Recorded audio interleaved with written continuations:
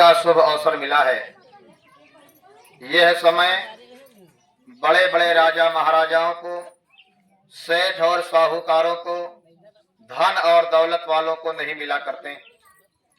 जिनके ऊपर बहुत बड़ी दया कृपा होती है, ऐसे सुगम अवसर उनको मिलते हैं। प्रेमी भाई बहनों, सत्संग का मिलना दुर्लभ बताया गया। संतों का मिलना भी बड़ा दुर्लभ है। मानव शरीर तो आपको मिल सकता है, कर्म के जाल और बंधन से चलते हुए, बढ़ते हुए, 84 का चक्कर काटते हुए, गाय बैल बकरी बकरा कुत्ता बिल्ली की योनि में जाकर 84 लाख के चक्कर से मानव तंत्र मिल जाएगा। लेकिन मानव शरीर पाने के बाद अगर आपको संत महात्मा सदगुरु नहीं मिले तो फिर ये मानव शरीर आपका पाना व्यर्थ होता है। जब मनुष्य शरीर मिलता है, शरीर पाने के बाद संत महात्मा मिलते हैं। संत महात्माओं के मिलने के बाद जब इनके द्वारा हमको आपको नामदान मिलता, नाम मिलता है। नाम सबसे बड़ी अमूल्य दौलत अगर कोई है तो प्रेमी भाई बनो वो है नामदान। तो जब नामदान कब मिलेगा? जब मनुष्य शरीर मिलेगा, फिर संत महात्मा मिलेंगे और इनकी दया कृपा से नामदान मिलेगा। भाई नाम में शब्द है, शब्द में प्रकाश है, प्रकाश में प्रभु परमात्मा है। अब सीधी सीधी बात तो यही है, शब्द नाम में शब्द है, शब्द में प्रकाश है, प्रकाश में प्रभु है परमात्मा। जब संत मिलेंगे तो रास्ता बताएंगे, इधर जाओ, रास्ता मालिक के मिलने का इधर है, आप उधर कहाँ जा रहे हो? शरीर में मिलता है, मनुष्य शरीर में जिनको मानव तन मिला है, मनुष्य शरीर में जिनको भगवान मिला है, प्रभु परमात्मा मिले हैं, मनुष्य शरीर से ही मिले, बाहर नहीं मिले किसी को। पानी पत्थर पीपल पत्थर में भगवान कभी नहीं मिले। भगवान जिनको मिले शरीर में मिले, और प्रेमी भाई बहनों जवानी में मिले। रामायण गीता पढ़ करके भी नहीं मिले। प्रेमी भाई बहनों पीपल पत्थर पूजने पर भी नहीं मिले। ये शरीर है, इसी शरीर के अंदर मिले। अपने अंदर में अपने पिया परमात्मा को खोजो। गुरु महाराज हमको आपको बताए, कह करके गए, समझा करके गए, हो जरी पिया को निज घटमा, जो तुम पिया से मिलना चाहो तो भटको मत जगमा। काजी मुल्ला भेक शेख सब अटक रहे डगडगमा, हो जरी पिया को निज घर मा। में हरे कोई संत महात्माओं के पास जाओ, उनकी सेवा करो, खिदमत करो। अरे प्रेमी भाई बहनों, कृष्ण भगवान जब चलने लगे तो उद्धव से कहा, उद्धव हम अपने धाम जा रहे। उद्धव ने कहा, सरकार ये कैसे हो सकता? बचपन से आपके साथ खेले खाए रहे, लड़कपन जवानी बुढ़ापा आ गया, अब सरकार हमको छोड़ करके आप अपने धाम जा रहे हो, हम भी आपके धाम चलेंगे। कृष्ण भगवान ने स्पष्ट कह दिया, उद्धव मेरे धाम जाने के लिए योग करना पड़ता है, योग। आए प्रेमी भाई बहनों, स्वयं कृष्ण भगवान ने उद्धव से कहा, परम मित्र थे, मेरे धाम जाने के लिए योग करना पड़ेगा।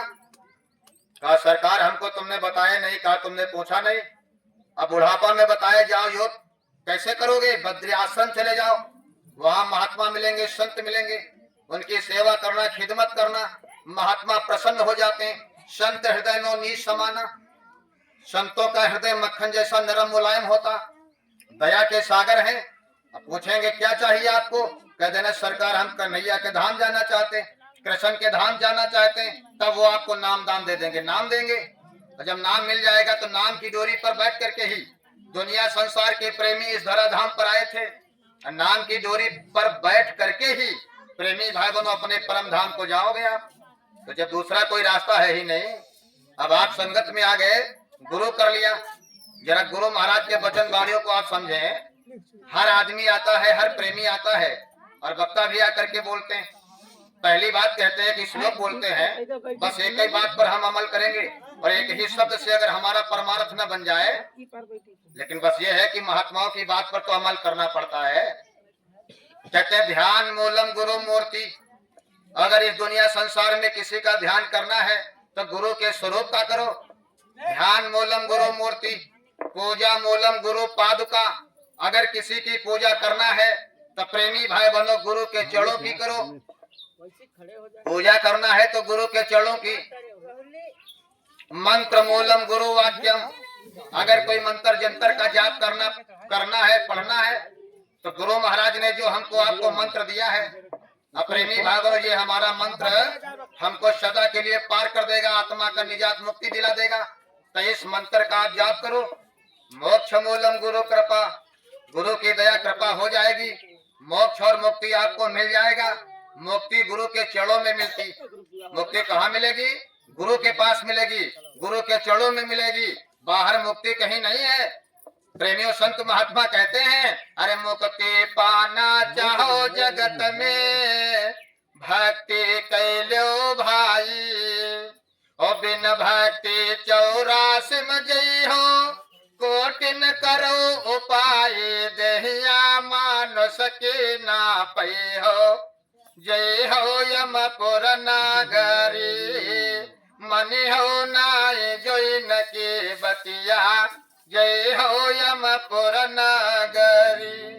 तो अगर भक्ति करना है तो गुरु के चरणों की करो। ये दया के सागर हैं, कृपा के समुद्र हैं। और प्रेमी भाई बहनों, ये दया कृपा करके और हमारी आत्मा का कल्याण करा देंगे। इसीलिए तो आए हैं हम, आए वही देश से भाई जहाँ तुम्हारो धाम और तुमको घर पहुँचावनो, बस एक हमारो काम। बाबा जय गुरुदेव जी महाराज कोई दूसरे मिशन से यहाँ नहीं आए। भोली हुई, भरमी हुई, भटकी हुई जीवात्माओं को पार करने के लिए, अपने नामी धाम को ले जाने के लिए बाबा जय गुरुदेव जी महाराज इस धरा धाम पर आए और कहा हम सबको ले चलेंगे। प्रेमी भाई बहनों, ले चलने के लिए आए। इन भव सागर मोर उजारा, ले जाए जियो पुरुष दरबारा। काल भगवान भी बौखला गए, सारा भव सागर उजार देंगे। लेकिन गुरु महाराज ने कहा था, इस सारे काल भगवान ने कहा सारे जीवों को फंसा दिया है काल और भ्रम के जाल में। सबका कर्म कर्जा उतार दोगे सरकार, तो मैं किसी जीव को नहीं रोकूंगा। हम सिर्फ पग हो वही पारा, मैं उसके आगे नतमस्तक हो जाऊंगा। मेरे सर पर पैर रख करके सतलोक जाएगा। गुरु महाराज ने कहा एक एक कर्म कर्जा उतार देगा, सबका उतरवा देंगे। यही समझ लीजिएगा बात प्रेमी भाई बहनों, बड़ी मूल बात है। ये हमारा आपका कर्म कर्जा ही है। प्रेमी भाई बहनों, जौनपुर की धरती पर इतना बड़ा कार्यक्रम पूज्य हुजूर महाराज जी कर रहे, अब अवसर आपको दे दिया गया, चलो भाई अपना भंडारा लेकर के आओ। अब हम लोग अपना पैसा रुपया भंडारा, गल्ला पानी, आटा दाल चावल लेकर जाएंगे। खून पसीने की मेहनत का कमाया हुआ गुरु महाराज के वहाँ लंगर भंडारे में चलाएंगे। अब प्रेमी भाई बहनों, वहाँ पर वही खाएगा जिसका हमारा कर्जा जौनपुर की धरती पे है। ये रहस्य रघुनाथ कर बेग न जाने कोई, ये तो पूज्य हुजूर महाराज जी जानते हैं। हम समझ पाएंगे इनकी बात को, हम इनकी महिमा को जान पाएंगे। प्रेमी भाई बहनों, हम ऐसे महात्माओं के चमत्कार को समझ पाएंगे।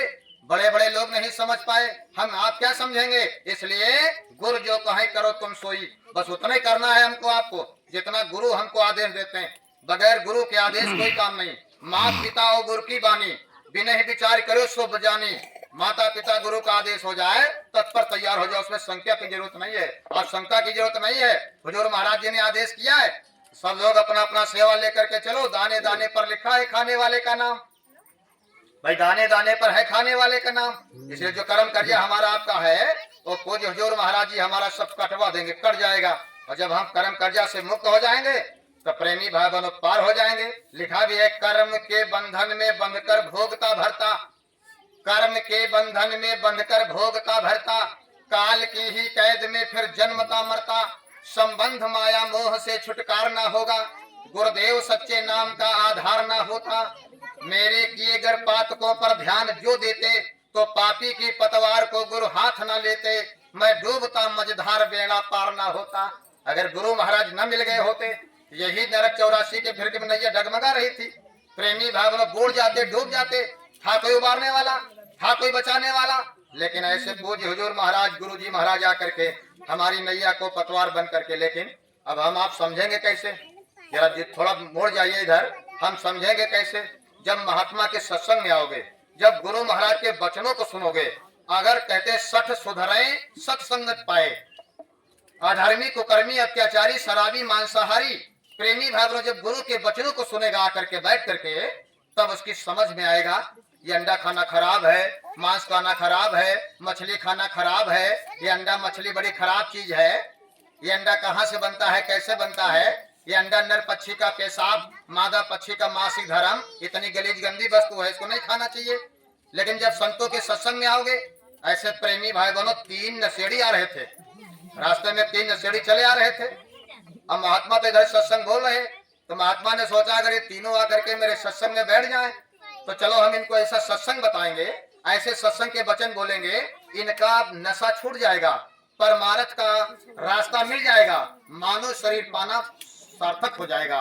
लेकिन ए प्रेमी भाई बहनों, जैसे महात्मा का सत्संग तीनों नशेड़ी सुनते हैं, प्रेमी भाई बहनों दूर से ही कहा भाई सत्संग ये तो महात्माओं का सत्संग है, इधर उधर का भटकाते हैं, किसी धर्म की बात उधर की बात, चलो सत्संग में क्या सुनेंगे भाई, हम सत्संग नहीं सुनते हैं, चलो निकल चलते हैं। अब तीनों सत्संग की तरफ आने से मुड़ गए उधर। जब मुड़ गए तो महात्मा ने सोचा हम तो इन पर दया करना चाहते थे, हम इनके अंदर की गुनाहों को, इनके अंदर के कुकर्मों को खत्म करना चाहते थे, लेकिन जब ये सत्संग में आएंगे नहीं, मेरी बात सुनेंगे समझेंगे नहीं, तो हम इनके अंदर के अवगुण कैसे खत्म करेंगे। तो महात्मा ने तुरंत अपने शब्द को मोड़ दिया। महात्मा ने कहा अरे भाई बीड़ी पीना ठीक होता है, बीड़ी पीना ठीक होता है, गांजा पीना ठीक होता, चलो कभी कभी पी लिया करो एक आधा बीड़ी सुबह सुबह। अब प्रेमी भाई बोलो बीड़ी पीने वाला रुक गया, अरे कहने लगा गुरुजी महाराज ये सत्संग सुना रहे तो चलो बढ़िया बात बता रहे, मेरी बात कर रहे, कहते बीड़ी पीना ठीक होता है। अब वो सत्संग के प्रेमी रुक गया। तब शराबी ने कहा, शराब पीने वाले ने कहा चलो भाई गुरु महाराज तुम्हारे लिए कहे हैं, कुछ मेरे लिए तो नहीं कहे हैं, आप जाइए सत्संग में। तब तक गुरु महाराज ने, महात्मा ने फिर बोल दिए अरे भाई शराब पीना ठीक होता है, यदा कदा कभी एक दिन से होली होली में पी लेना चाहिए। अब शराबी की बात में ये बात आई कि महात्मा तो बढ़िया बोल रहे हैं, मेरे लिए कह रहे हैं शराब पीना ठीक होता है, ऐसा किसी ने नहीं बताया, चलो हम भी थोड़ा सत्संग में चलते हैं, महात्मा के वचनों को सुनते हैं। तो जुआरी कहने लगा तुम दोनों लोग जाओ, मेरे लिए महात्मा कुछ नहीं कहे हैं। तब तीसरी शब्द में महात्मा बोले अरे भाई जुआ खेलना ठीक होता है, रोज नहीं खेलना चाहिए, दीपावली वगैरह में कोई पर्व त्योहार में खेल लेना चाहिए। तब जुआरी ने कहा भाई हम तीनों मिलकर चलेंगे, महात्मा इसको बहुत अच्छा बात कह रहे हैं, महात्मा बड़ी बढ़िया सत्संग सुना रहे हैं, ऐसा सत्संग तो किसी महात्मा के मुंह से हमने सुना नहीं, महात्मा बहुत बढ़िया बोल रहे हैं, चलो हम तीनों मिलकर सत्संग सुनते हैं। प्रेमी भाई बहनों, महात्माओं में ये युक्तियां होती हैं, महात्माओं में ये पावर होते हैं, महात्मा अपनी तरफ खींच लेते हैं। अब देखो शराबी जुआरी सब आ गए और सत्संग में आकर के बैठ गए, अब आराम से सत्संग सुन रहे, सत्संग हो रहा। प्रेमी भाई बहनों, जब सत्संग हो रहा है, सत्संग में बैठ करके तीनों नशेड़ी बड़े कायदे से सत्संग सुन रहे, तो बाबा जी सत्संग सुनाते सुनाते बीच बीच में कहा अरे भाई हमने कहा था बीड़ी पीना ठीक होता है, गांजा बीड़ी पीना ठीक होता है, यदा कदा सुबह सुबह पी लेना चाहिए, लेकिन बीड़ी पीना क्या ठीक होता है, बीड़ी पीने वाले को कभी कुत्ता नहीं काटता है। तब बीड़ी पीने वाला कहा वाह, आए तो आज पहली बार मुझे महात्मा के मुंह से सत्संग सुना है, कितना बढ़िया बोल रहे। थोड़ा सत्संग और बढ़ाए, आधा घंटा और बोले, उसके बाद फिर महात्मा ने दोहराया मैंने कहा था शराब पीना ठीक होता है, लेकिन भाई शराब पीने से क्या ठीक होता है ये हम आपको बताना चाहते हैं। यहाँ शराब पीने वाले को कभी बुढ़ापा नहीं आता है। तो शराब पीने वाला कहा वाह, आज कितना मजा आ रहा सत्संग में, महात्मा हमारे ही हित की बात कर रहे हैं, चलो शराब पीना तो महात्मा ठीक, आज तक किसी ने नहीं कहा शराब पीना ठीक होता। प्रेमी भाई दोनों, महात्मा थोड़ा और आधा घंटा सत्संग बढ़ाए, फिर सत्संग सुनाते सुनाते बीच बीच में कह देते। फिर महात्मा ने कहा अरे भाई मैंने कहा था जुआ खेलना ठीक होता, लेकिन जुआ खेलना क्यों ठीक होता है, जुआ खेलने वाले को के घर में कभी चोरी नहीं होती है, कभी डाका नहीं पड़ता है। प्रेमी भाई बहनों, ये बात जब महात्मा सुनाए, जब महात्मा ये बात सुनाए कहा भाई जुआ खेलने वाले को चोरी नहीं होती, घर में डाका नहीं पड़ता है, जुआरी बड़ा प्रसन्न हो गया। प्रेमी भाइयों ने प्रसन्न होकर के और बैठ गया। महात्मा का सत्संग बड़े प्रेम से सुनता रहा। सत्संग का समापन हो गया। प्रेमी भाइयों ने प्रसाद बटा, प्रसाद बटने के बाद सब लोग चले गए, लेकिन तीनों नशेड़ी वहां से उठे और दौड़ करके आए और मंच के पास महात्मा के कदमों में गिर गए। अरे कहा बाबा आज तो बहुत अच्छा सत्संग आपने सुनाया, मैं तो आपके सत्संग सुनना नहीं चाहते थे, लेकिन पता नहीं मेरे ऊपर कैसी दया मालिक ने कर दिया, तो हम सत्संग में आ गए और हमें लगता है आपने पूरा सत्संग आज हमारे ऊपर बोल दिया तीनों पर। तो बाबा ने कहा हम तो केवल सत्संग बोलते हैं, हम जीवों के लिए सत्संग बोलते हैं, ये आध्यात्मिक सत्संग होता, किसी के ऊपर नहीं बोलते हैं, ये शब्द होता सत्संग का। प्रेमी भाई बहनों, लेकिन शराबियों ने कहा, नशेड़ियों ने कहा, सरकार हमें लगा कि आप हमारे पर सत्संग बोले हैं, तो थोड़ा शंका हो गई। गुरु महाराज, महात्मा जी, थोड़ा हमको शंका हो गई है। तो महात्मा ने कहा, शंका? अरे भैया, शंका खराब होती है। शंका से घर परिवार में झगड़ा होता है, भाई भाई में झगड़ा होता है, पति पत्नी में झगड़ा हो जाता है। शंका मत करो, जो शंका है हमारे सामने कहो। तो तीनों नशेड़ियों ने कहा, सरकार आपने सत्संग सुनाते हुए कहा था बीड़ी गांजा पीने वाले को कभी कुत्ता नहीं काटता है, तो सरकार इसका मतलब क्या है, हमें बताओगे संक्षेप में? बाबा जी ने कहा, अरे इसमें बताने को क्या है, अरे ये तो बिल्कुल सीधी बात है। जब बीड़ी पिएगा, बचपन से आदमी बीड़ी पिएगा, गांजा पिएगा, धीरे धीरे बीड़ी गांजा पीते रहोगे तो आपके फेफड़ा में, प्रेमी भाव, धुआं जाएगा, फेफड़ा आपका खराब होने लगेगा, फेफड़े का बल खत्म हो जाएगा, तब आदमी अपने पैर के बल नहीं खड़ा हो पाएगा। जब पैर के बल नहीं खड़ा हो पाएगा तो सीधे वो जवानी में लाठी ले लेगा, लाठी के सहारे जब चलेगा तो भैया आप ही बताइए, जिसके हाथ में हमेशा लाठी डंडा रहेगा, क्या उसको कुत्ता काटेगा? प्रेमी भाई बहनों, महात्मा के बात से, महात्मा के शब्द से चकाचौंध हो गया और कहा, बाबा जी सर झुका के बात तो बड़ी अच्छी बता रहे हैं आप। अच्छा ठीक है, लेकिन शराब पीने वाले को आपने कहा था कभी बुढ़ापा नहीं आता है, तो सरकार इसका मतलब क्या है? तो बाबा ने कहा, इसका मतलब भी भैया साफ है। देखिए, बचपन से लोग शराब पीने की आदत पड़ती है, शराब पीना शुरू करते हैं, कच्ची पच्ची इंग्लिश अंग्रेजी पीते हैं। प्रेमी भाई बहनों, शराब पीने वाले को गुर्दा खराब हो जाता है, जवानी अवस्था आएगी, जवानी में ही गुर्दा खराब हो जाएगा। प्रेमी भाई बहनों, महात्मा कहते हैं, बच्चा आप ही बताइए, जिसका किडनी खराब तो सब खराब। जब किडनी खराब हो जाएगा तो सब कुछ खराब, किडनी फेल तो सब फेल। ए भैया, जब आदमी जवानी में मर जाएगा तो बोलो उसको बुढ़ापा कैसे आएगा? मैंने कहा था शराब पीने वाले को बुढ़ापा नहीं आता है, तो जब वो जवानी में मर जाएगा और इस तरीके से शरीर के अंग खराब जाएंगे, किडनी गुर्दा खराब जाएगा, तो उसको बुढ़ापा कैसे आएगा? प्रेमी भाई बहनों, तीसरा धीमी स्वर में कहा, सरकार जुआ खेलने वाले के घर में कभी चोरी डाका नहीं होता है, ये भी आपने कहा था। तो महात्मा ने कहा, ये भी सीधी बात है। अब भाई जुआरी के हाथ, जुआरी जो होता है, जुआरी की लत खराब होती है, बचपन से जुआ खेलने लगे। प्रेमी भाई बहनों, आपके पास जितना धन है तो जुआ खेल दिए, उसके बाद जितना बैंक में बैलेंस जमा है उसको निकाल करके जुआ खेल दिया। उसके बाद जब आपके पास पैसा नहीं बचा तो बेचारी घर की स्त्री गृहिणी होती, लक्ष्मी होती है, और उसका गहना गहना सब बेच दिया, स्त्री का सारा गहना बेच दिया आप, और सब बेच करके जुआ खेल गए। अब इसकी स्त्री के पास कुछ नहीं बचा। उसके बाद तुम्हारी जरिया जमीन है, अब जरिया जमीन पर आपने नंबर रख दिया, फिर जरिया जमीन बेचना शुरू कर दिया। जब सारी जरिया जमीन भी बेच डाले तो जुआ की लत बड़ी खराब होती है बच्चा। इसलिए जिसके घर में 2-4 किलो आटा दाल चावल खाने को नहीं होगा, तो आप ही बताओ उसके घर में चोर डाका डकैती डालने जाएगा, चोर चोरी करने जाएगा? जिसके घर में 2-4 किलो आटा दाल चावल नहीं होगा, उसके घर में चोर चोरी करेगा?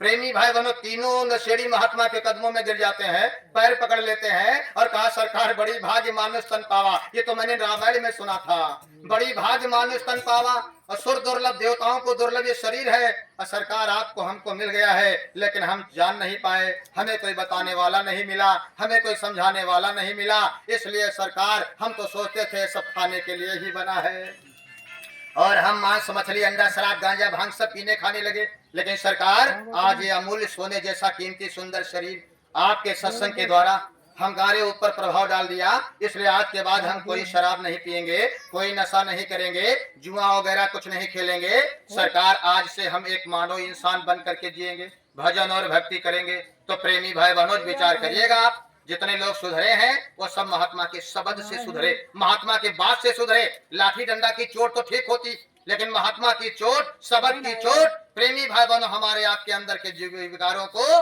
खत्म कर देती है। वाल्मीकि शब्द की चोट से सुधर गए। प्रेमी भाई बहनों, बड़े बड़े लोग, बड़े बड़े महात्मा प्रेमी भाई बहनों शब्द की चोट से सुधर गए। इसलिए प्रेमी भाई बहनों, मनुष्य शरीर मिला है, बड़ा अनमोल है। परम संत बाबा जय गुरुदेव जी महाराज ने हमको आपको आध्यात्मिक ज्ञान के लिए और ये दुनिया संसार बाहरी की पूजाओं प्रतिष्ठाओं से निकल